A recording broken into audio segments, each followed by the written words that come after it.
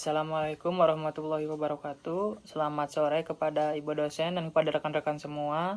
Perkenalkan, nama saya Dani Permana, Prodi Teknologi Pangan semester 3.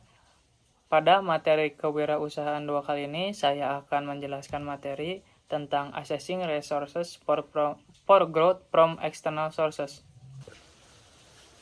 Latar belakang. Dalam era globalisasi dan kompetensi yang semakin ketat, organisasi dan individu dituntut untuk terus berkembang agar mampu bersaing. Salah satu faktor penting dalam proses pertumbuhan adalah ketersediaan sumber daya. Namun, tidak semua sumber daya dapat diperoleh secara internal. Oleh karena itu, akses terhadap sumber daya dari pihak eksternal menjadi hal yang krusial. Akses terhadap sumber daya eksternal mencakup berbagai bentuk, seperti modal, teknologi, tenaga ahli, informasi, dan jaringan kerjasama. Dengan memanfaatkan sumber daya tersebut secara efektif, organisasi dapat mempercepat inovasi, meningkatkan efisiensi, serta memperluas pasar. Lalu ada pengertian Assessing Resources for Growth from External Source. Assessing Resources for Growth from External Source adalah upaya untuk organisasi atau individu dalam memperoleh sumber daya yang dibutuhkan untuk berkembang dari pihak luar. Sumber daya tersebut dapat berupa modal, tenaga kerja, teknologi, maupun informasi yang berasal dari lembaga keuangan, investor, mitra bisnis, lembaga pemerintah, maupun komunitas profesional. Dengan kata lain, konsep ini berfokus pada kemampuan untuk mengidentifikasi, memperoleh, dan memanfaatkan sumber daya eksternal secara strategis guna mendukung pertumbuhan yang berkelanjutan. Lalu di sini ada jenis-jenis sumber daya eksternal. Yang pertama, sumber daya finansial, yang kedua, sumber daya manusia, yang ketiga, sumber daya teknologi, dan yang keempat, sumber daya informasi dan pengetahuan. Pada sumber daya finansial, yaitu ada pinjaman dan kredit, diperoleh dari bank, koperasi, atau lembaga keuangan. Lalu ada investasi dari venture capital, angel investor, atau private equity. Lalu ada dana hibah dan subsidi dari pemerintah, LSM, atau lembaga internasional. Ada crowdfunding, yaitu pendanaan kolektif melalui platform daring. Yang kedua, sumber daya manusia. Yang pertama ada konsultan dan ahli, itu menyediakan keahlian dan pengalaman khusus.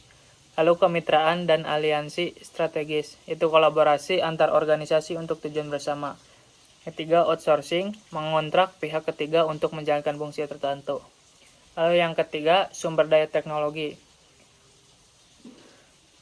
yaitu mencakup lisensi teknologi, yaitu penggunaan paten atau perangkat lunak dari pihak lain, transfer teknologi, yaitu kolaborasi dengan universitas atau lembaga penelitian. Yang ketiga, digital tools, pemanfaatan sistem berbasis cloud, aplikasi, dan perangkat lunak modern.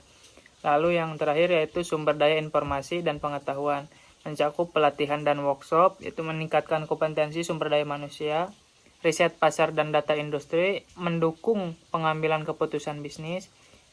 Yang terakhir jaringan profesional dan mentorship, yaitu mendapatkan bimbingan dari pihak berpengalaman. Lalu ada manfaat mengakses sumber daya eksternal, di sini juga ada 4. Yang pertama, meningkatkan kecepatan pertumbuhan, yaitu akses modal dan teknologi mempercepat ekspansi. Yang kedua, mengurangi risiko, yaitu kolaborasi, membagi tanggung jawab dan risiko usaha. Yang ketiga, mendorong inovasi, yaitu memasukkan dari pihak luar, memperkaya ide dan solusi baru. Yang keempat, memperluas jaringan dan pasar, yaitu hubungan eksternal membuka peluang pasar baru. Dalam mengakses sumber daya eksternal, kita juga memilih tantangan, yaitu yang pertama, ketergantungan terhadap pihak luar, yaitu risiko kehilangan kendali operasional. Yang kedua, masalah keamanan dan kerahasiaan, potensi kebocoran informasi strategis. Itu ada juga perbedaan budaya dan kepentingan yang menyulitkan kerjasama antar organisasi. Dan yang terakhir, persyaratan administratif dan regulasi, yaitu hambatan birokrasi dalam pendanaan atau investasi. Di sini juga ada contoh kasusnya, yaitu sebuah startup teknologi di Indonesia bekerjasama dengan investor asing untuk memperoleh modal dan teknologi kecerdasan buatan AI. Dengan kolaborasi ini, perusahaan mampu mempercepat pengembangan produk dan memperluas pasar internasional. Namun, mereka juga menghadapi tantangan dalam menjaga hak kekayaan intelektual dan keselarasan strategi bisnis. Kesimpulan dari materi ini yaitu assessing resources for growth from external sources merupakan strategi penting dalam mempercepat pertumbuhan dan meningkatkan daya saing organisasi.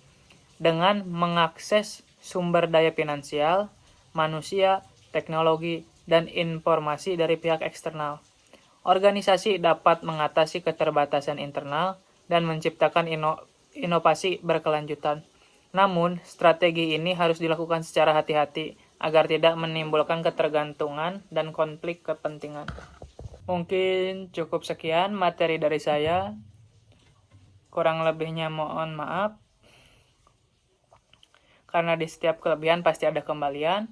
Saya Dani Permana, saya izin undur diri. Assalamualaikum warahmatullahi wabarakatuh.